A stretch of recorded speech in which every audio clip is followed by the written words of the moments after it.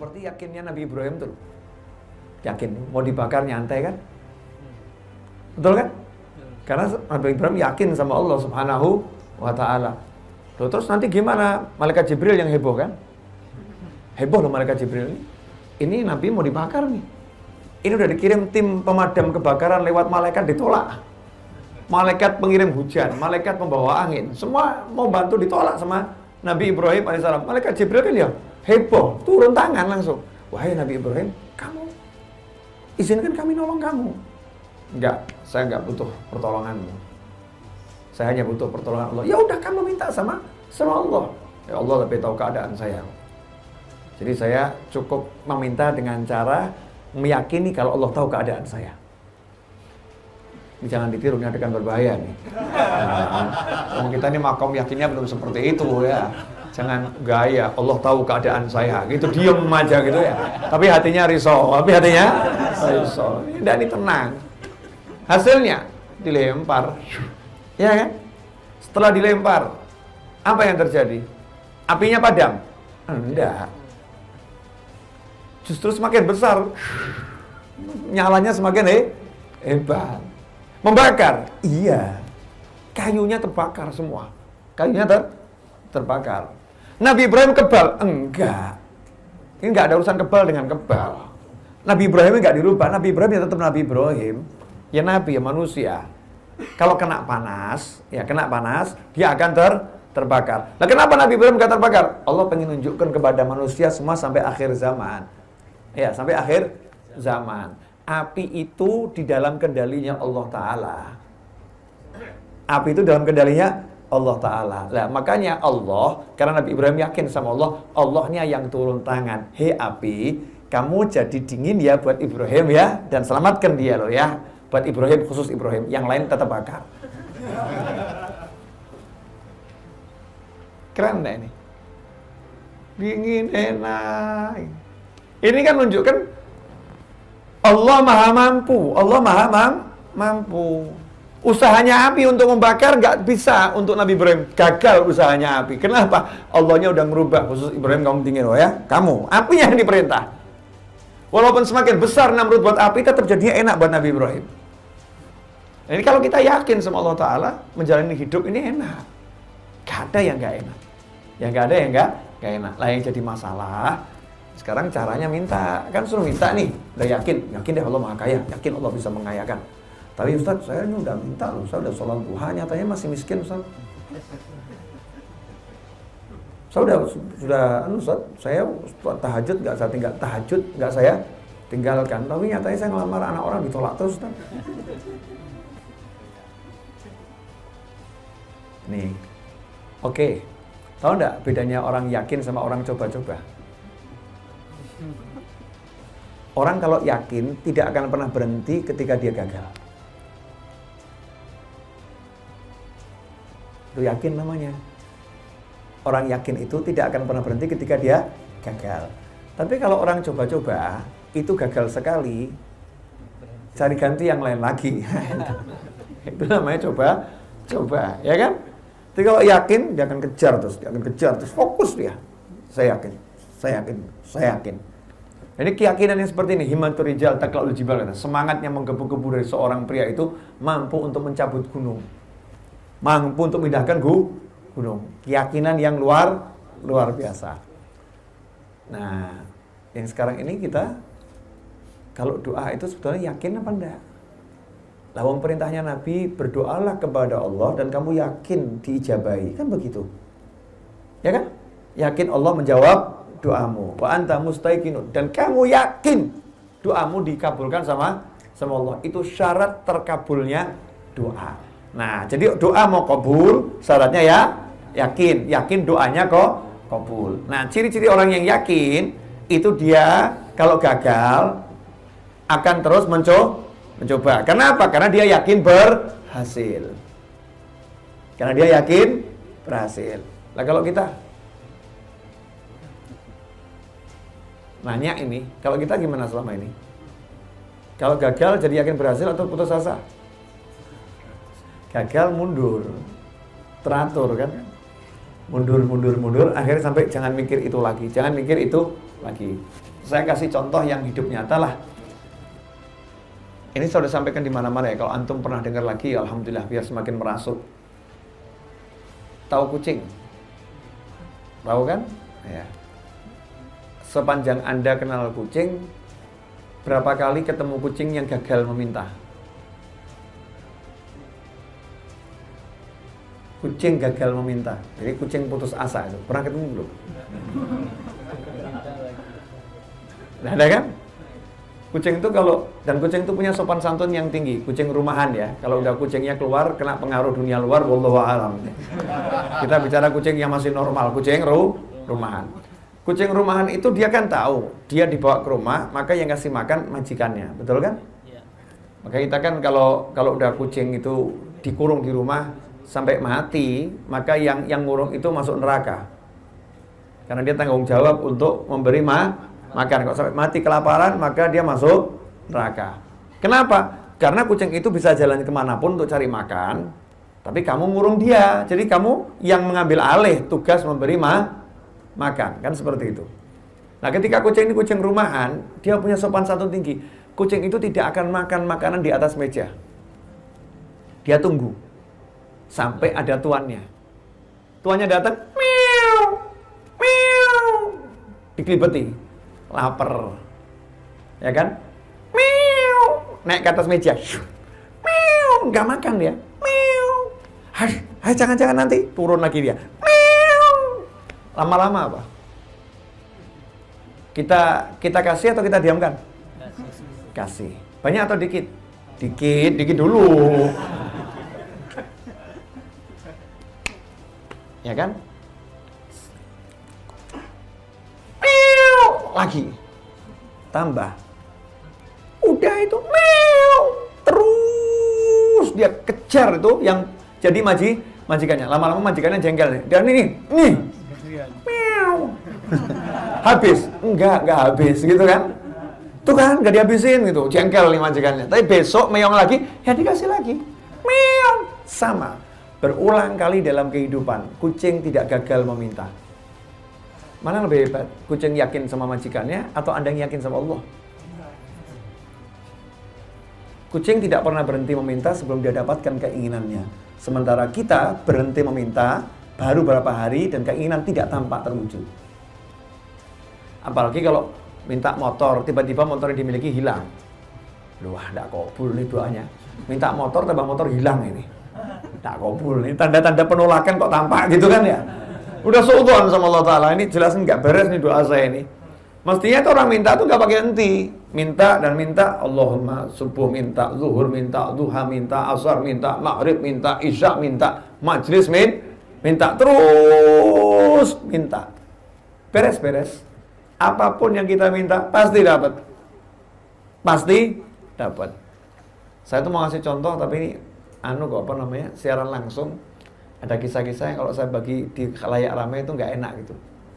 Ya kurangnya nyaman. Nanti aja selesai majelis saya ceritakan. Setuju? Yang di rumah protes nih, Kurang ini Habib nih. Penasaran saya kenapa kok nggak di share gitu. Udah saya kasih deh satu cerita, boleh? Ya. Saya dalam bulan ini harus bayar 300 juta kurang lebih untuk sertifikat AJB ya, untuk sertifikat jual belinya. Itu pajaknya total sama biaya hampir 300 juta untuk tanah seluas 1.200 meter yang saya gunakan untuk jadi musola Ar-Raudhah dan Masjid Ar-Raudhah. Karena ngurus sertifikat itu lama, 2 tahun dari mulai sampai surat waris turun waris ya, surat turun waris. Kurang lebih biayanya 300 juta. Itu ketika asisten notarisnya bilang sama saya dengan segala pernak-pernik itu kan, Habib ini kira-kira begini. Oh ya, siap, lanjutkan, kerjakan segera biar cepat jadi. Saya punya duit. Pertanyaan, punya duit enggak kira-kira? Gak ada. Saya ngomong sama teman-teman saya, alhamdulillah mau dapat rezeki ini kurang lebih 300 juta kita butuh. Berarti kita mau dapat duit banyak ini. Amin, Bib, teman saya itu alhamdulillah sudah sama, udah sering saya buat begitu, jadi sudah kapok mereka gitu ya, nggak mau mikir lagi pokoknya. Amin, Bib, insyaallah ada jalan, amin gitu aja. Udah, ya nggak mikir lah, nggak mikir terus harus gimana enggak. Yang saya lakukan adalah minta doa di majelis, tolong doakan saya lagi punya hajat, Fatihah. Di Raudhah saya bilang sama teman-teman, tolong yasinnya mulai niatin untuk yang satu ini masuk ke niat khusus. Siapa? Yasin. Udah. Apa yang terjadi?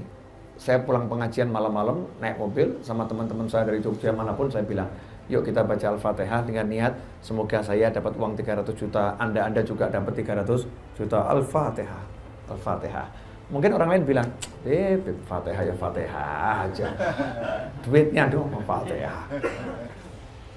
Mungkin gitu ya.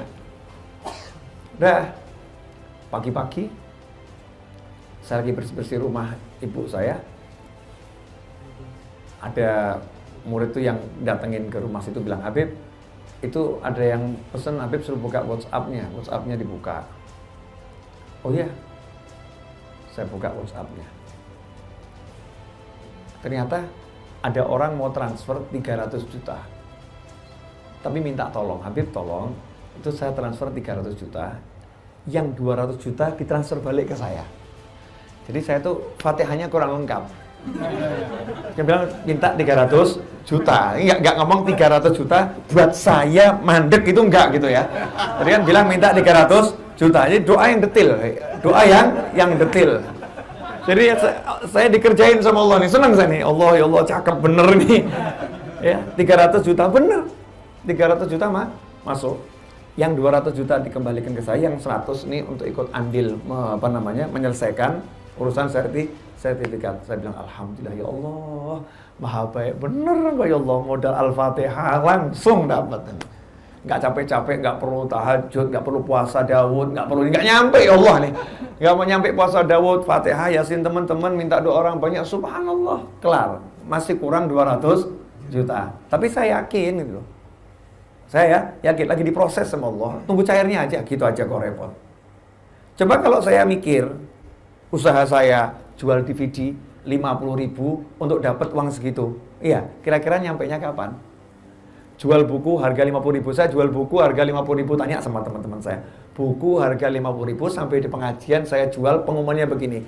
Pak Ibu, itu saya bawa buku harga 50.000, kalau ada yang mau beli, yang punya 50.000 bayar 50.000, ya kalau nggak punya ya 40.000 boleh, nggak punya 30.000 boleh, nggak punya 20.000 boleh, nggak punya 10.000 boleh, nggak punya 5.000 boleh, nggak punya 1.000 juga boleh, nggak punya ambil saja gratis. Ada yang berani coba?